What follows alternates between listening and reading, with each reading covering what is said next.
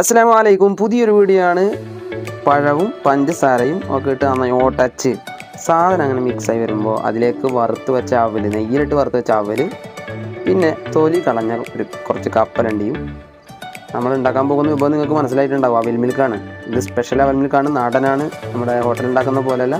നമ്മൾ ആ പഴം മിക്സിലേക്ക് കപ്പലണ്ടി, തൊലി കളഞ്ഞ വെച്ച കപ്പലണ്ടിയും, വറുത്ത് വെച്ച നെയ്യോടുകൂടി വറുത്ത് വെച്ച അവലും, കുറച്ച് ഹോർലിക്സിൻ്റെ പൊടി മിക്സ് ആക്കാം, പിന്നെ പഴത്തിൻ്റെ മിക്സും കൊണ്ടുവിടുക.